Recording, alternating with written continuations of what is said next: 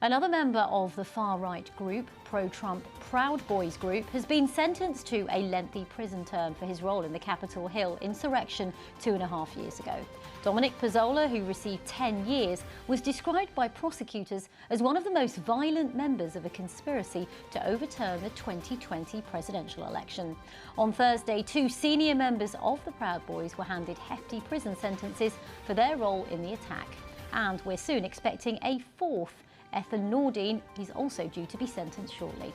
Our North America editor Sarah Smith sent us this report from Washington. There's probably about 300 Proud Boys. They're marching. Thousands of people marched on the Capitol on the 6th of January 2021. The violence that followed has already led to hundreds of convictions, with the longest sentences going to the people who organised and coordinated the riot. The Proud Boys, a neo-fascist group, saw themselves as Donald Trump's army, said prosecutors, who wanted to stop Congress from certifying Joe Biden's victory by any means necessary, including force. Ethan Nordine in the baseball cap and Joseph Biggs in the check jacket took charge of the Proud Boys on that day, using a radio to coordinate and move their men. They've both been convicted of seditious conspiracy. We know what the oath is. Nordine used a loud hailer to direct around 200 people towards the Capitol and encourage them to overrun the police. He'll be sentenced later today. We love Trump!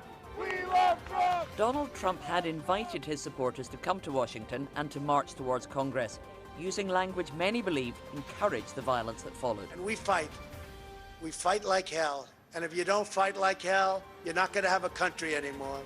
Joseph Biggs sobbed in court and begged for leniency before he was sentenced to 17 years in jail. His lawyer blames the former president. Where's Donald Trump in all of this? He stood on the ellipse, basically told people, 74 million of his followers, the election's stolen, go to the Capitol, fight like hell or you won't have a country anymore. Some people listen to him. Dominic Pezzola can be clearly seen smashing a window in Congress, which then ignited the invasion of the building.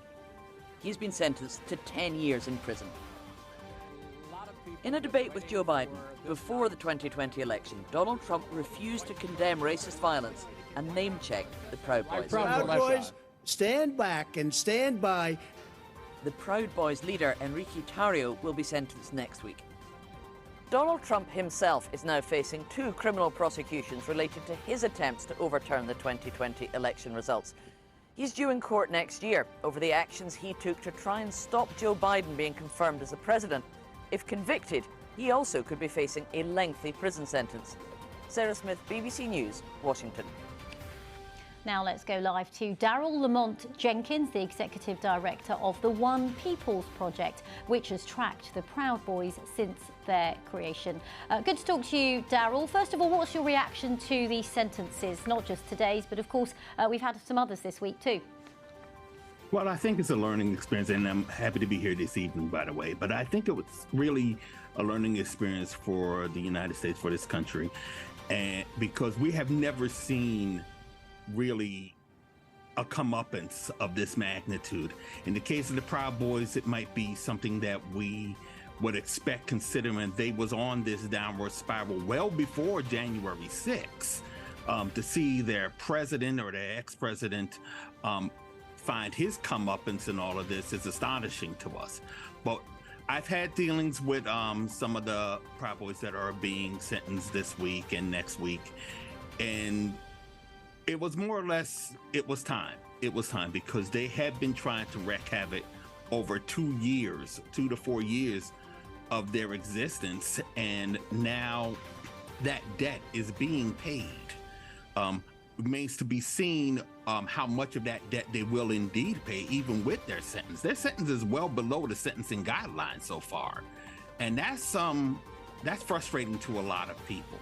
We're happy that it's happening, but it still remains to be seen just how much blowback they're going to get. We still have one that's a fugitive from the law. He actually is being sought, even though he is someone that they have to convict, and I believe convict and sentence eventually.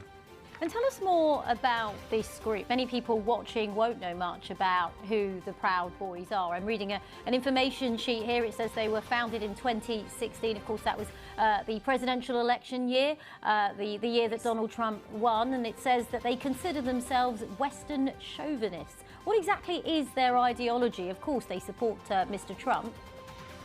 Well, they consider themselves to be, it's something that their founder had came up with, Western chauvinism, which basically, in many respects, means they started off as a group that will place themselves above women and whatever goals that women would have. But that morphed as time went along to being a shock troop for the then current administration, going after people who opposed Donald Trump at the time, and in particular, anti-fascist, Antifa. And that really blew up the streets of Portland, Oregon, where you saw a lot of clashes over a number of years, culminating into what we saw in 2020. Now, however, since the leadership is pretty much looking at years in jail, their president is on the ropes, we are looking at a Proud Boys element that has kind of gone rogue. Now they're becoming more and more Nazi-like and more anti-Semitic. They're attacking the gay community now, where once upon a time they would boast that they had members from the LGBTQ plus community. It's pretty much kind of like they have nothing to lose, so they're just going to go all out now. And so this is where we really have to start getting concerned. And Daryl, do you think there still is a section in American society that sympathizes with their far-right views? Oh, but of course, definitely. And the worst thing about that is that we see a lot of them coming from the areas of law enforcement. We've had several police officers and several first responders even that have associated themselves with the Proud Boys, lost their jobs because of it. Some are even facing charges because of it, because they were warned, the Proud Boys, about upcoming pending arrests. And that is still a problem now. So when you have that situation going on, when you see a right wing that wants to push them forward, we still have a concern, but it's one that we can meet. We have showing ourselves now that it is one that we can meet. Daryl Lamont Jenkins, thanks very much for sharing your insights from the One People's Project. And as we said earlier, we are expecting another sentencing to come out of Washington, D.C. in the next few hours for another member of the Proud Boys, and we will, of course, bring that to you as soon as